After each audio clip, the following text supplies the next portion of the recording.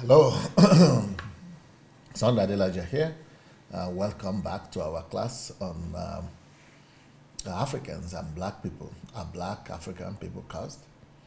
Is anything wrong with black people, with Africans? Nope, not really. When you do a thorough study of history, you discover that no, nothing is actually wrong with us.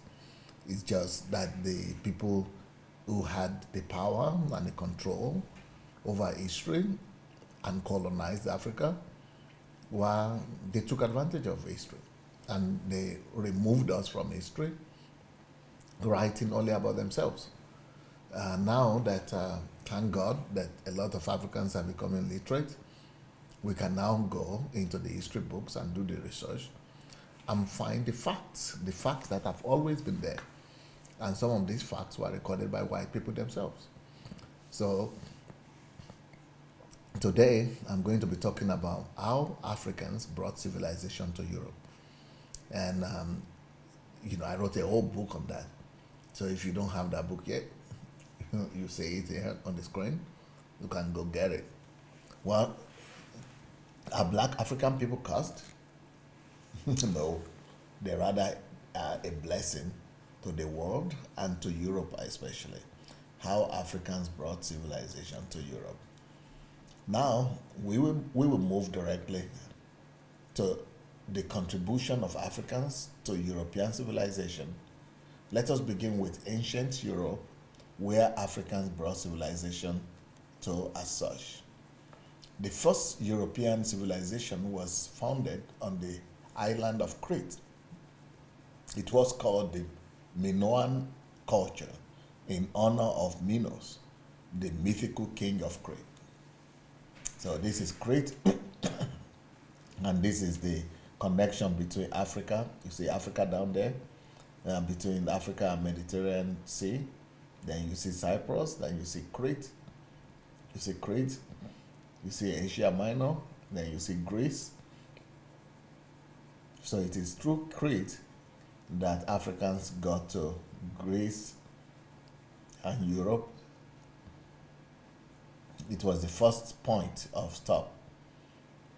But you also know that all these continents were together before.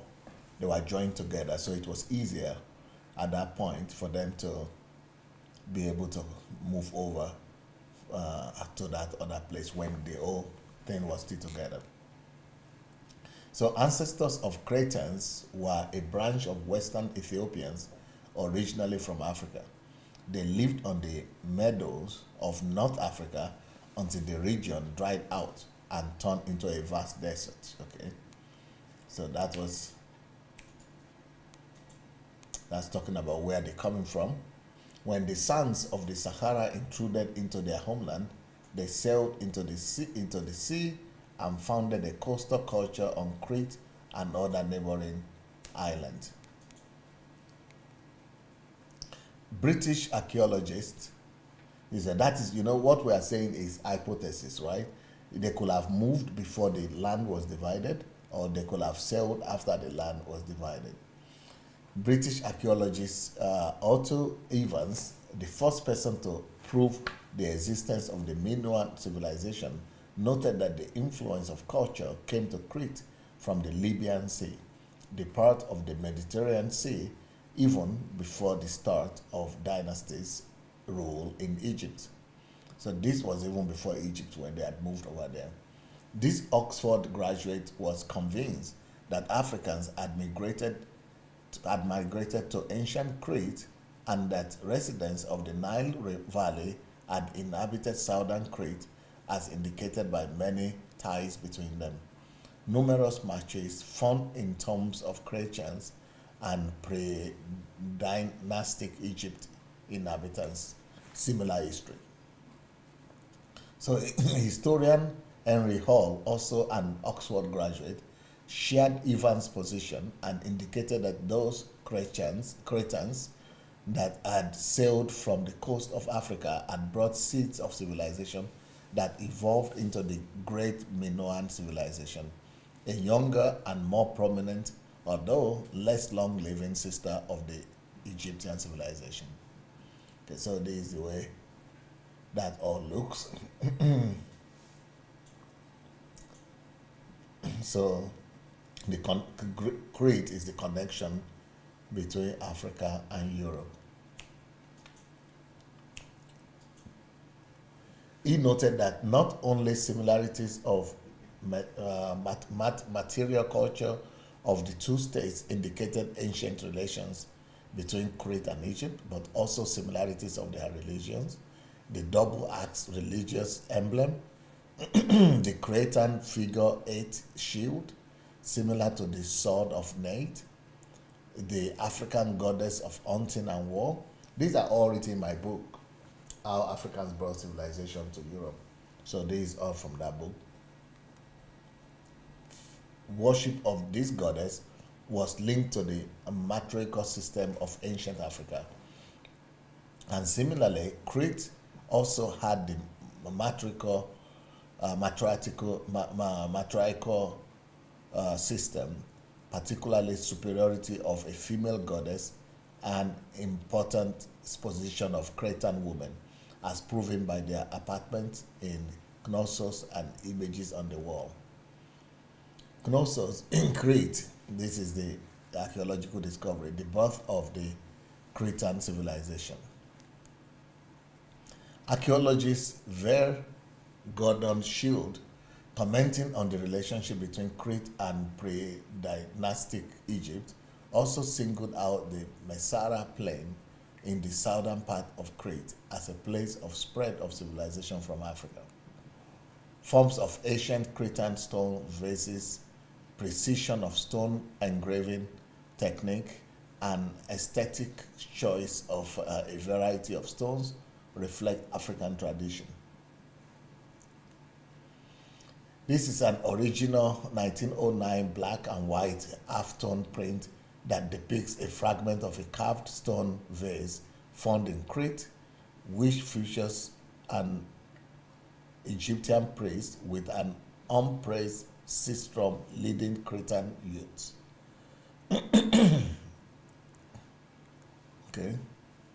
Such religious customs of Crete as, for example, using a sistrum, an Egyptian musical instrument, wearing amulets in form of legs, mummies, monkeys, statues of the Egyptian Gerzeh culture, personal habits and garments were originally characteristics of the civilization of the Nile Valley. So it's a similar culture, similar thing that is done in Africa is being done in Crete. During the rule of Egyptian monarchs, Maatkara Hatshepsut and Thutmosis III, Cretans, whom the Egyptians called Keftiu, were graphically depicted on tombs of African nobility as if bringing them tribute.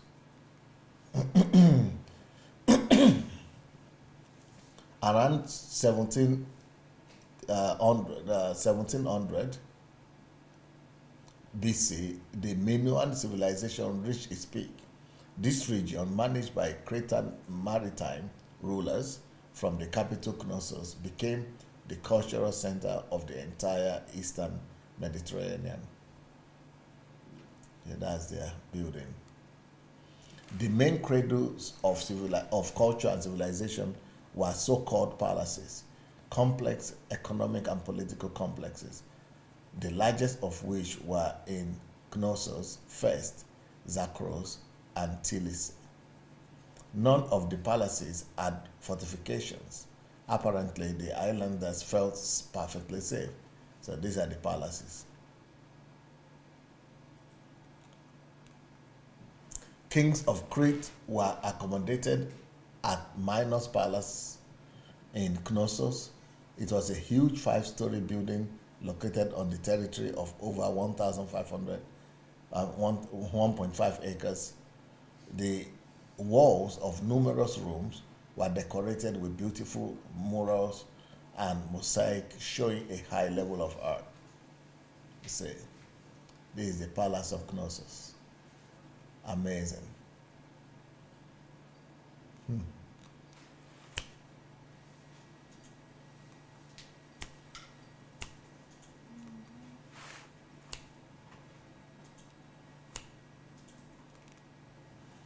A throne room, a chapel, storerooms, living quarters, and entertainment halls were located there. Minos Palace had bathrooms fitted with terracotta bathtubs and gutters. It was a real revelation for the archaeologists who discovered them. These gutters were constructed of tubes connected by couplings. This surpassed all the analog in ancient Rome that we know of. Moreover, till the mid-19th century, this level of sewage development wasn't surpassed. This shows us greatness of the African civilization. Europeans needed a long time to reach the same level. Crete was filled with attractive and cozy houses, well-equipped ports, and excellent paved roads. Seamen of Crete dominated the Aegean Sea and had flourishing trade ties with Egypt, Sicily, and southern Italy. Cretans had quality leisure activities like music, dancing, theatrical performances, athletic competitions, and other forms of entertainment. Social life was based on gender equality, as women had the same rights and privileges as men. So this is the art of Minoan civilization. Amazing. Unbelievable. Cretans owned registered trademarks, unified weight and length units, sophisticated calendars based on accurate astronomical observations, and a developed writing system. Their menacing navy cleared the region of pirates and robbers. In the middle Minoan period, the influence of culture extended to mainland Greece. A natural disaster of mid-15th century before Christ, the Minoan eruption, caused decline of the Minoan civilization, creating preconditions for the conquest of Crete by Aegeans, who were half-white Greeks. Using achievements of Cretans, Greeks were able to develop their civilization. The Cretan Mycenaean culture of the Aegean civilization. Native Cretans continue to play at least an important cultural role in Mycenaean Greece. These Greeks who took over the Minoan civilization became the first civilized people with white skin. As writer Joseph McCabe said, 4,000 years ago, when civilization was already 1,000 to 2,000 years old, white people were just a bunch of half-savaged on the outskirts of the civilized world. Now, this is a white person talking as well. Had there been anthropologists in Egypt, Crete and Babylon at that time, they would have called white people an inferior race also, just like the white also call other people inferior today. Indeed, inhabitants of Crete, Egypt, Mesopotamia, and Western India were not white, but dark skinned. The same is confirmed by anthropologist Reglan. Thus, we have been able to see Africans' primary role in the European civilization. What happened next? You will know tomorrow. So we will go ahead and show you a video now that will prove to you these things that I've read. And these things, like I said, are in my book. I'm reading just from my book there, how Africans brought civilization to Europe. But meanwhile, if you want to join my mentorship program, go to my blog, sundayadelajablog.com/mentorship, or you could, if you want to read the books or buy the books, you could go to sundayadelajablog.com/books. If you need to if you want to come with us to Africa, you can also write sundayadelajablog.com/Nigeria. If you want to come for History Makers training, you could also, go to sundayadelajablog.com/HMT. So please go ahead and share this message, share, as we will go now to watch a video that will confirm the history. Blessings. See you tomorrow.